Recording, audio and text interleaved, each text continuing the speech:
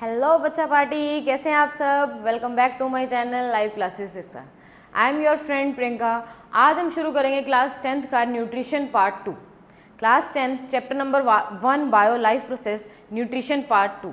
तो शुरू करते हैं हमारा आज का टॉपिक। लास्ट टॉपिक में हमने कहाँ तक पढ़ लिया था?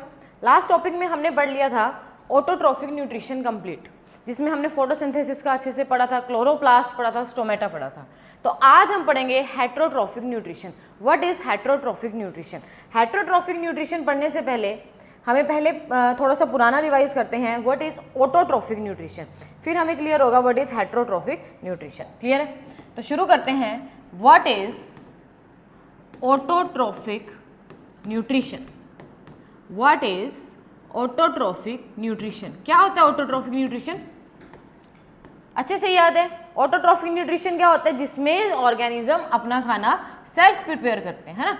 जिसमें अपना खाना ऑर्गेनिज्म खुद से प्रिपेयर करते हैं बाय इनऑर्गेनिक रॉ मटेरियल्स, और प्रोसेस जिस प्रोसेस से अपना खाना बनाते हैं उन्हें क्या बोलते हैं हम?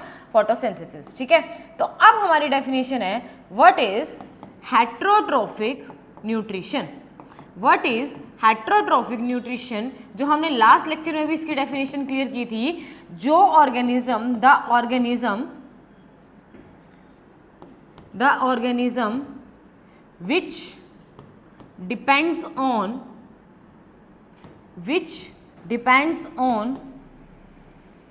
others for their food, जो किसी और पर अपने खाने के लिए डिपेंड होते हैं उन्हें क्या बोलते हैं? वो कौन सा न्यूट्रिशन करते हैं? Heterotrophic nutrition. And the organisms are called, और इन ऑर्गेनिजम्स को क्या बोलते हैं? Organisms are called heterotrophs. यही पढ़ा था।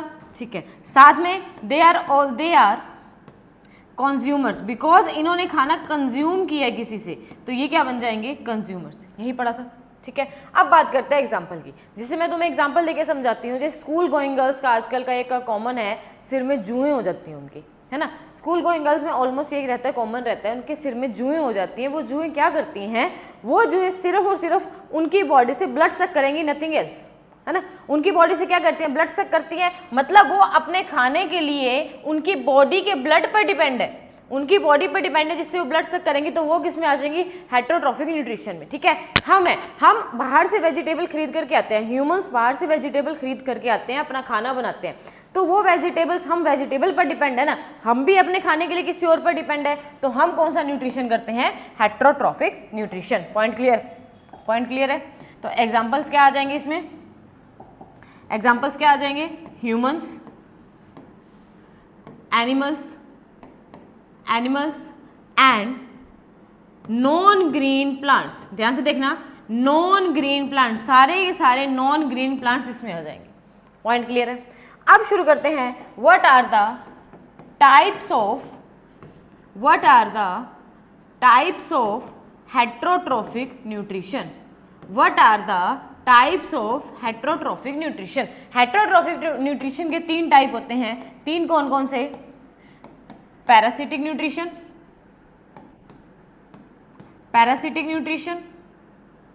क्लियर है? सैप्रोफाइटिक न्यूट्रिशन या saprotrophic nutrition, okay. And third one is holozoic nutrition. तो शुरू करते हैं सबसे पहले पैरासिटिक न्यूट्रिशन से। 3 टाइप है, parasitic nutrition, saprophytic nutrition and holozoic nutrition. Start करते हैं। What is parasitic nutrition? अभी मैंने तुम्हें एक एग्जांपल से समझाया था, सिर में जुएं होती है। वो सिर की जुएं क्या करती हैं? सिर्फ उनकी बॉडी से ब्लड सक करेंगी, नथिंग एल्स। उन्हें कोई नुकसान नहीं पहुंचा रही। ये नहीं है कि मान लो किसी लड़की के सिर में जुएं हैं तो यार वो कल मर जाएगी, ऐसा कुछ नहीं होता। तो मतलब कि जो किसी और की बॉडी पर डिपेंड है, which are depends on host body. Host मतलब जिसके ऊपर वो डिपेंड है, उनको होस्ट बोलेंगे। Host body without providing any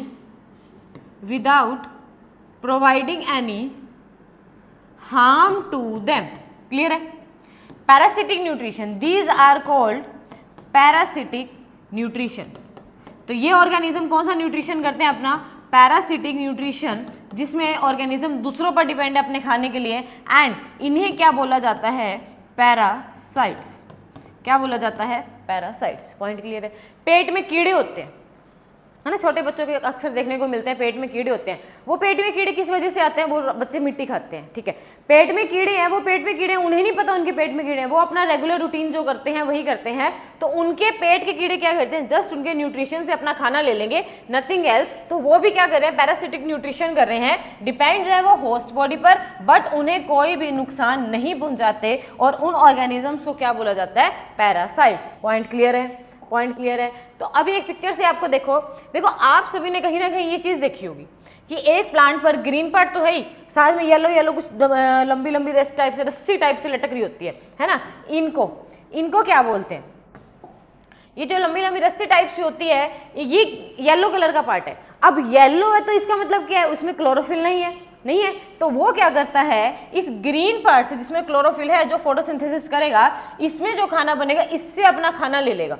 इससे क्या कर लेगा? अपना खाना ले लेगा। तो इसको क्या बोला जाता है? ये भी क्या है? एक तरह से पैरासाइट है। तो ये कौन क्या है? ये एक पैरासिटिक प्लांट है। तो अगर डायरेक्ट क्वेश्चन आ जाए पैरासिटिक प्लांट का नाम बताओ, तो इसका क्या नेम है? कसकट्टा। कसकट्टा। क्या नेम है? कसकट्टा।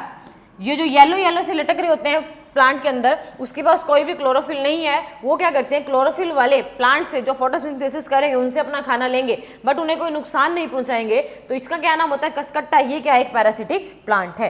पॉइंट क्लियर है? नेक्स्ट सेकेंड टाइप थी हमारी सैप्रोफाइटिक न्यूट्रिशन। Saprophytic nutrition. अब वो सैप्रोफाइटिक न्यूट्रिशन क्या कहती है? Saprophytic nutrition.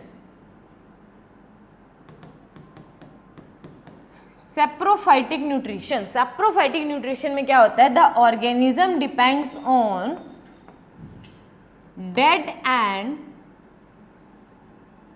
Decaying remains of plants and animals. Dead and decaying remains of plants and animals. Point clear है? जैसे मैं एक एग्जांपल से समझाती हूँ। कई बार हमारे लोकेलिटी में कहीं पर भी कोई एनिमल है वो मर जाता है, कोई गाय, भैंस, कुत्ता, डॉग, कुछ भी कोई भी मर जाता है, तो कुछ टाइम के बाद अगर हम उसे डिस्पोज नहीं करवाते तो वहाँ से स्मेल आनी स्टार्ट हो जाती है। क्यों आती है? सोच के बताओ, वहाँ से स्मेल क्यों आती है? बच्चे कहेंगे कि मैम वो गल जाता है, डीके हो जाता है, डीकम्पोज हो जाता है। तो यही एक सैप्रोफाइटिक न्यूट्रिशन का एग्जाम्पल है। वो गलता कैसे है? वो गलता कैसे है? मान लो ये कोई ऑर्गेनिज्म है जो डेड हो चुके हैं, ठीक है, 2 दिन, 4 दिन, 5 दिन, 6 दिन बाद उसमें से क्या स्मेल आनी स्टार्ट हो जाती है। बिकॉज वहां पर क्या होते हैं? छोटे छोटे बैक्टीरिया टाइप अर्थवर्म जो होते हैं, वो क्या करते हैं? इसकी बॉडी पर अटैक करते हैं और इसकी बॉडी को स्मॉल स्मॉल फ्रेगमेंट्स में कट कर देंगे। और ये फ्रेगमेंट्स में कट होते ही ये डीके होना स्टार्ट हो जाते हैं। डीके होते ही ये कहाँ चला जाता है? इसके बॉडी के न्यूट्रिएंट्स, इसकी सारी बॉडी के न्यूट्रिएंट्स कहाँ चले जाते हैं? सॉइल में चले जाते हैं, जिससे सॉइल की भी फर्टिलिटी पावर इंप्रूव हो जाती है। पॉइंट क्लियर है? तो ये किस पे डिपेंड है? जो मरा हुआ जानवर था, है ना, ये किस पे डिपेंड है? मरा हुआ जानवर था। तो मतलब इसने कौन सा न्यूट्रिशन किया? Saprophytic nutrition. And these organisms are called saprotrophs. These organisms are called saprotrophs. Example earthworm बताया अभी। फंजाई भी क्या होती है? जिसे आप हिंदी में उली बोल देते हैं, उली लगी हुई है ना, फंजाई। तो ये भी किस में आ जाएगा? सैप्रोफाइटिक न्यूट्रिशन में। तो हमने किस किस एग्जाम्पल पढ़ लिए? पैरासिटिक के क्या क्या एग्जाम्पल है? क्योंकि एग्जाम में डायरेक्ट क्वेश्चन पूछता है कि एग्जाम्पल से बताओ भाई इनका कौन सा न्यूट्रिशन है। एग्जाम्पल दे देगा और कहेगा बताओ इनका न्यूट्रिशन कौन सा है। तो पैरासिटिक के न्यूट्रिशन कौन सा है? लाइस, लीच, कसकट्टा, एक्सेट्रा, ठीक है। एंड सैप्रोफाइटिक के क्या है?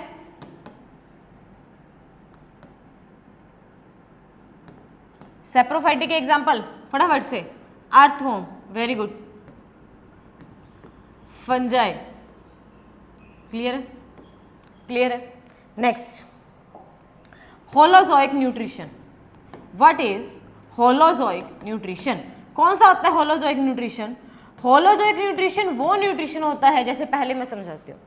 देखो, हम पूरे दिन में बहुत सारी चीज़ें खाते हैं, बर्गर भी खाते हैं, पिज़्ज़ा भी खाते हैं, मोमोज भी खाते हैं, रेगुलर नहीं बट अल्टरनेट डेज पर हम कुछ ना कुछ खाते हैं, ठीक है। जैसे बर्गर खाया, पूरी बाइट माउथ में डालेंगे, अब बर्गर खाएंगे, पिज़्ज़ा खाएंगे, कुछ भी खाएंगे, वो हमारी पूरी बॉडी में जा करके किस में कन्वर्ट हो जाएगी, लिक्विड में। खाया हमने क्या है, कॉम्प्लेक्स सब्सटेंस, कुछ भी है ना, कॉम्प्लेक्स सब्सटेंस, बट पेट में जाते ही सारा कुछ क्या बन जाएगा, पानी। कहते हैं ना पेट में तो पानी बन जाता है, सारा कुछ क्या बन जाएगा, पानी। पानी मतलब सिंपल सब्सटेंस। तो वो न्यूट्रिशन जिसमें ऑर्गेनिज्म खाता तो कॉम्प्लेक्स है बट कन्वर्ट किस में हो जाता है, सिंपल सब्सटेंस में, उस न्यूट्रिशन को क्या बोलते हैं, होलोजोइक न्यूट्रिशन। हम एनिमल्स या ह्यूमंस ये सारे किस में आ जाएंगे, या अमीबा, मोस्ट इंपॉर्टेंट अमीबा, वो भी किस में आ जाएगा, होलोजोइक न्यूट्रिशन शो करता है। पॉइंट क्लियर है। तो पैरासिटिक का क्या एग्जांपल पढ़ा हमने, लाइस, लीच और कसकट्टा। सैप्रोफाइटिक के एग्जांपल कौन कौन से पढ़े, अर्थवर्म, फंजाई एंड होलोजोइक के animals, humans and amoeba. Direct example लेके पूछेगा which nutrition these organisms show. Point clear है। तो अब ये मैं पिक्चर से बताओ कि किस में कौन सा न्यूट्रिशन होता है। अभी ये बताया येलो येलो ग्रीन प्लांट के साथ येलो येलो इसकी रस्सी ऐसी लटक रही है, ये कौन सा होता है, कसकट्टा। कसकट्टा में क्या होता है, पैरासिटिक न्यूट्रिशन। तो यहाँ पर क्या हो जाएगा, पैरासिट, ये क्या है, ये शो कर रहा है पैरासिटिक न्यूट्रिशन, ठीक है। ये देखो सिर में जुएं, सिर की जुएं भी क्या करती हैं, हमारे बॉडी में है, सिर में है, ब्लड सक करेंगी बट हमें कोई नुकसान नहीं पहुंचाती। तो जहाँ कोई नुकसान नहीं होता वहाँ भी कौन सा होता है, पैरासिटिक न्यूट्रिशन। पॉइंट क्लियर है। This is fungi, fungi is example of saprophytic nutrition and this is amoeba, जो हम नेक्स्ट पढ़ेंगे lecture, this is amoeba, amoeba show holozoic nutrition. Point clear है, क्लियर है। आगे चले, चलो next, nutrition in amoeba. What is amoeba? In grade 9th you have read 2 organisms. Grade 9th में आपने 2 चीजें पढ़ी हैं, क्या क्या पढ़ा है? ग्रेड 9th में हमने चलो इसको चलते हैं पीछे लेकर के और चलो इसमें आते हैं। What is amoeba? हमने ग्रेड 9th में 2 चीजें पढ़ी हैं, एक पढ़ा है unicellular organisms, unicellular organism and one is multicellular organism. फटाफट से कमेंट करके बताओ कौन सा यूनिसेलुलर ऑर्गेनिज्म होते हैं और कौन से मल्टीसेलुलर ऑर्गेनिजम्स होते हैं। फास्ट, ग्रेड 9th में पढ़ा हुआ है, मुझे ज्यादा डीपली जाने की जरूरत नहीं है। I think unicellular organism, uni means one means single, cellular means composed of cell. तो सिंगल सेल्ड ऑर्गेनिजम्स को क्या बोलते हैं, सिंगल सेल्ड ऑर्गेनिजम्स को क्या बोलते हैं, unicellular organism. While multi means many, जिसमें बहुत सारे सेल होते हैं, मोर देन 2, 1 और 2 सेल्स होते हैं, मोर देन, उन्हें क्या बोला जाता है, मल्टी सेलुलर ऑर्गेनिजम्स। ठीक है। सिंगल सेल्ड ऑर्गेनिज्म अपनी लाइफ टाइम जितनी भी मेटाबॉलिक एक्टिविटीज, जितने भी फंक्शंस हैं, सारे सिंगल सेल से परफॉर्म करते हैं। वाइल मल्टी सेलुलर ऑर्गेनिज्म में हर फंक्शन को परफॉर्म करने के लिए अलग अलग क्या बने हुए हैं, ऑर्गन्स बने हुए हैं। पॉइंट क्लियर है, पॉइंट क्लियर है। तो अभी हम जो पढ़ रहे हैं amoeba, amoeba is unicellular organism, amoeba is unicellular organism, unicellular organism है। ठीक है, हो गया जी, मतलब it is composed of single cell. Clear है। इट शो होलोजोइक न्यूट्रिशन, अभी बताया था एग्जांपल देके, it show holozoic nutrition means it convert complex substance और it break down complex substance into simple substance। Point clear है, point clear है। Next, अब ये सिंगल सेल होने की वजह से इसकी जो शेप होती है वो क्या करती है, वेरी करती है, बिकॉज सिंगल सेल्ड है। ठीक है, इसके पास कोई स्केलेटल सिस्टम नहीं है, कोई ढांचा नहीं है, कोई हड्डियां नहीं है कि ऐसा शरीर बन जाएगा, नहीं। सिंगल सेल्ड होने की वजह से जो इसकी शेप है वो वेरी करती रहती है। ठीक है जी।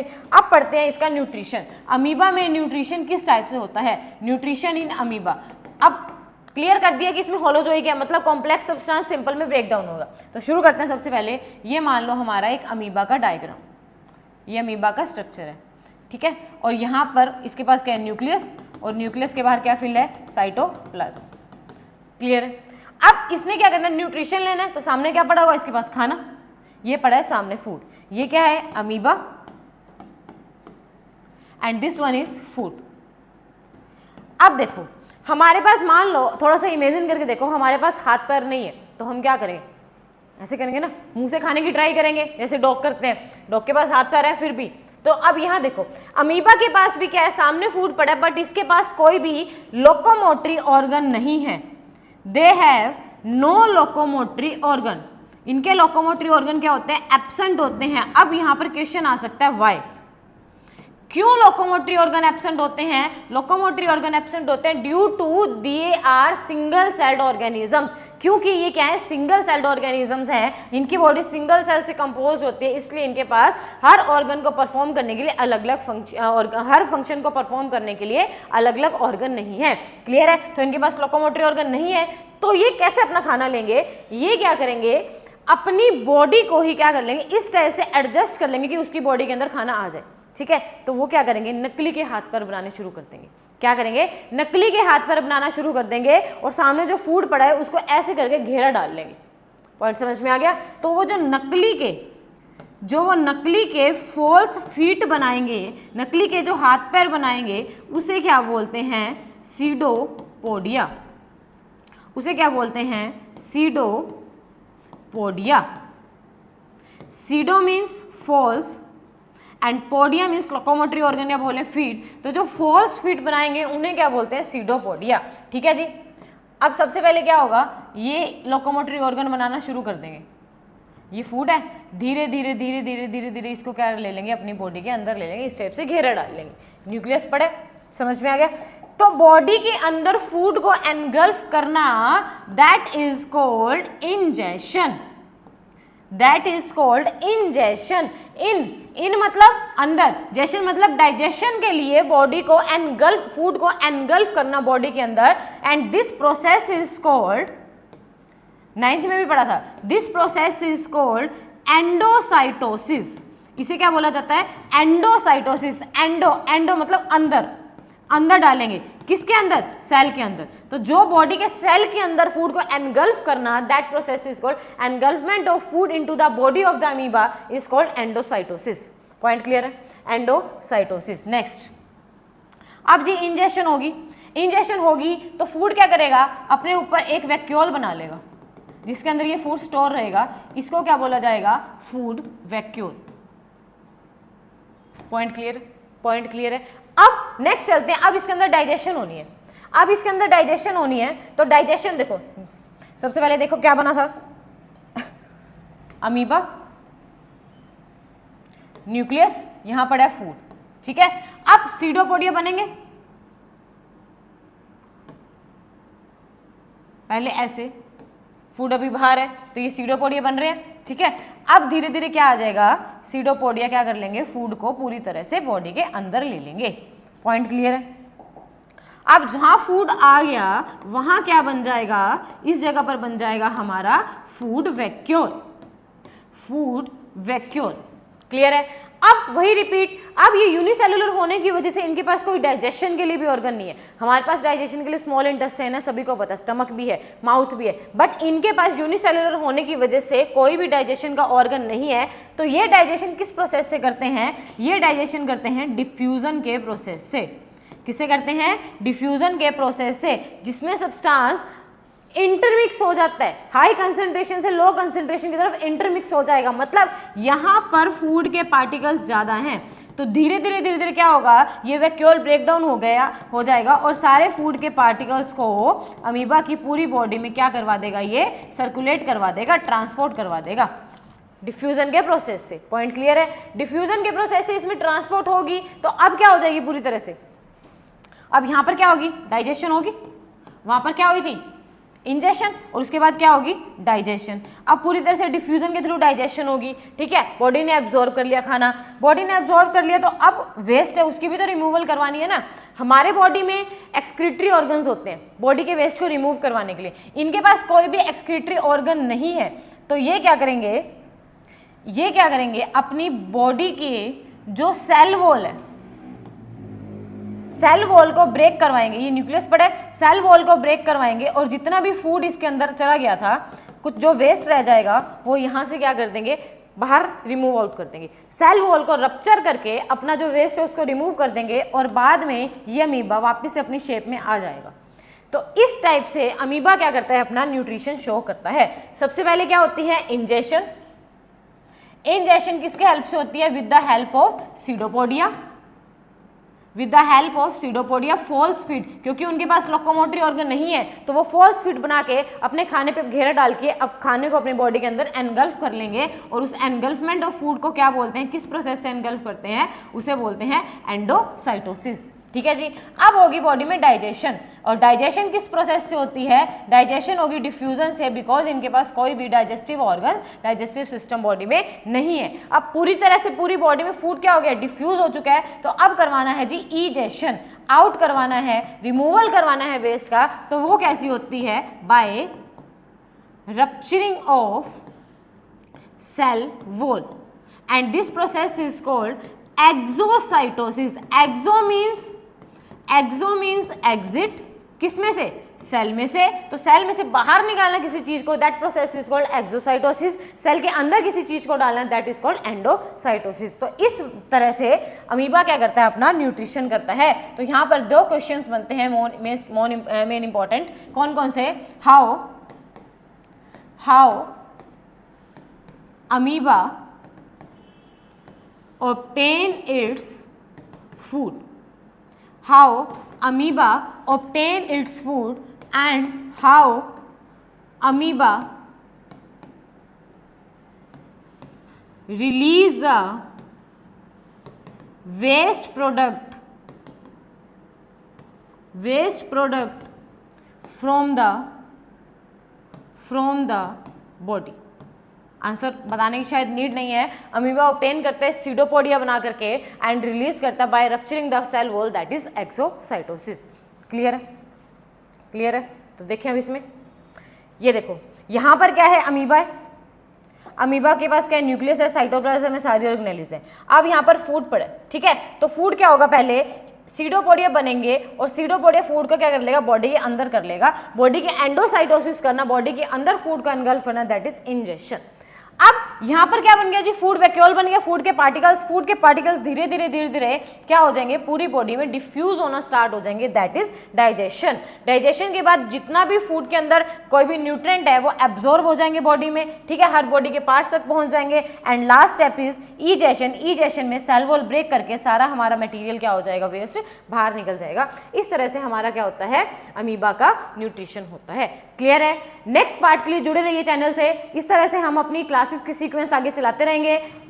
नेक्स्ट हमारा जो टॉपिक है nutrition part 3, human digestive system, इसके लिए जुड़े रहिए चैनल से। और कैसा लगा, डाउट है कोई भी, कमेंट करके बताओ। Thank you.